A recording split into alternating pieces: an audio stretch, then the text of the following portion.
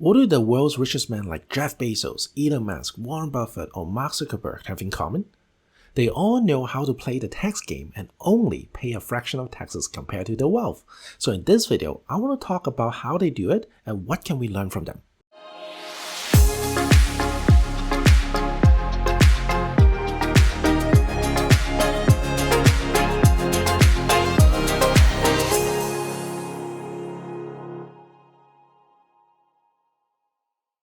No matter who you are, debt and taxes are something that you cannot escape from. We all have to pay our taxes, especially here in Canada, where we pretty much have to pay 1/3 of our paycheck. But did you know you can reduce the tax when using the right strategies? While the tax laws in Canada and United States are different, there are also a lot of similarities.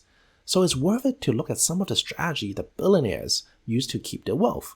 A couple of years ago, the IRA collected information on the 25 richest Americans and saw their net worth rise a collective of $401 billion from 2014 to 2018. But they only paid $13.6 billion in federal income taxes for those years, which amounts to a tax rate of only 3.4%. For example, Warren Buffett, whose fortune is worth around $110 billion, only paid $24 million in taxes from 2014 to 2018. And Jeff Bezos, on the other hand, who is worth $168 billion, only pays 0.1% in taxes. So the question is, how do they get away with paying so little?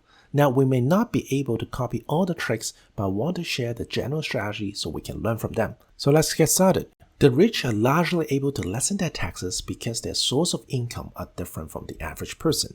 To understand how the wealthiest use tax provisions, you first have to understand how they earn their money. The thing is, biggest tax avoidance strategy arises when you have different types of assets. Most Canadians don't have that many assets. They may have a house, RSP, or the tax-free saving, but they largely depend on the income from their employer to pay for their daily expenses. So if you look at someone who has assets like a corporation, they're able to unlock different areas of the tax code that most people cannot access. To keep it simple, I will say everything breaks into one of the three different tax brackets: tax now, tax deferred, and tax-free. An example of tax now is your employment salary. You pretty much have to declare everything as income tax in the same year that we receive them, while the rich can diversify into other types of assets and investments that the tax code doesn't consider to be tax now income. An example of that is a lot of billionaires get paid in company stocks that fit into the tax deferred buckets instead of getting paid in a straight salary. This meaning, even if the value of the stock portfolio goes up, you don't own the taxes on the gains until you sell the stock. And in Canada, only half of those profits will be taxed. Now let's go back to Warren Buffett. He pays way less tax on a percentage basis than his employees. The reason? Again, most of his wealth comes from his stocks holding, not his annual salary.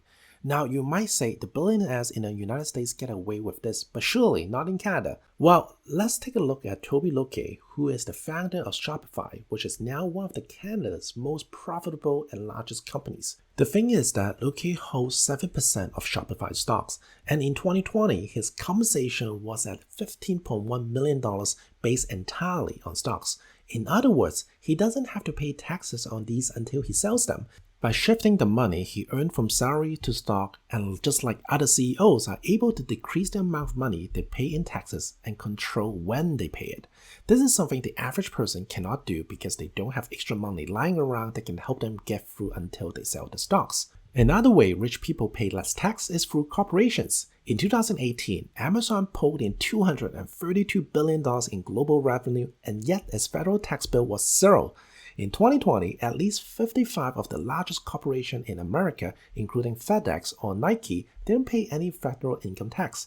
The rich all tend to be business owners, and they are able to write off much of the expenses through their company, and therefore lowering the income on the books. And here's the cash flow structure. As an employee, they first receive the income, then they pay the tax, and with what's left, they pay the expenses, then they do the saving. But as a business owner, they receive the income and they first expense, then the remaining income goes to saving or paying the taxes. For example, Tom makes $100,000. You first have to pay 30% tax, then use the remaining $70,000 to buy a computer. But if Tom owns a corporation, then the computer could be an expense, which is then a tax write-off. Let's say at the end he can deduct $10,000 in the tax write-off. He then lowered down his taxable income to $90,000, which he can save $3,000 in taxes. Mark Zuckerberg was the best example that I can think of. According to the USA Today, his salary was only at $1 because he managed to personally write off over $2.3 million of expenses. There's a lot that can be written off, from real estate to cars to security system, or even on his haircuts, he can claim it as expense. So what can we learn from this? If you're self-employed, you might can consider incorporation. That way, you get to have a different tax system and maybe able to write off some of the taxes that work for you. Or even if you're a salary employee, but if you have a lot of assets like multiple real estates, you can consider opening up a holding company and put your real estate within the company. The CRA allows Canadian-controlled private corporations to pay a low rate around 12% of taxes on their first $500,000 of active business income. So now you might think, if the top 1% don't pay themselves, where else can they do it? And this is what all rich people know: loans and debts. Let's say if today Jim Pattison, one of the richest people in Canada, needs some money. Will he sell some of his stocks? No. So then what will he do? He will go to the bank and say, "Hey bank, I'm Jim Pattison. You know who I am, right? I'm tight in cash flow right now and hope you can give me a loan. And I can use my stock or real estate as collateral." The bank will look at the billionaires of diversified assets Jim Pattison can be used as collateral and happily approve the loan. And even if he maxes out the limit from the bank, there are still tons of other avenues he can pursue, like the private lenders or his insurance companies. That's right, based on my study, pretty much all the big players will have some sort of saving component with an insurance company. To them, it is another way to invest, but instead of looking for the highest return, they rather looking for protection and guarantees. For example, you can take out a life insurance policy with a high cash dividend value and borrow against that from the bank or the insurance company itself. They will say, "Oh, this policy has a steady growth, and if this person dies, we can get the lump sum payout, and there are no tenants or maintenance problem. Sure, why not? I will lend you, no problem." Now you get the cash, but in the tax code, it's not considered as income or the capital gain, so it's tax-free. Now you might say, "Hey Thomas, is there any tax-free strategy that we can use as well?" And yes, in Canada, pretty much there are 3 kinds of tax-free items that you can have. First one being the tax-free savings account. When you invest in this account, everything will be tax-free.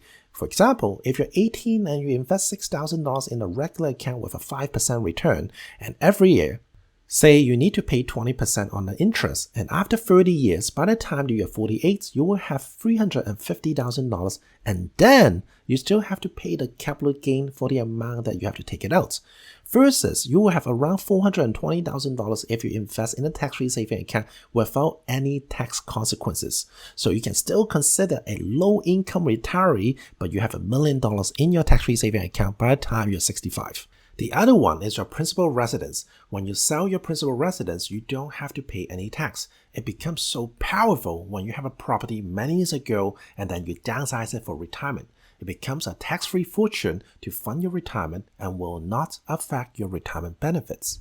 And the last tax-free vehicle is your life insurance again. According to the tax law, insurance is not an investment, so therefore any equity you build inside is tax shelter. And when you pass away, the insurance company will pay out a huge lump sum tax-free.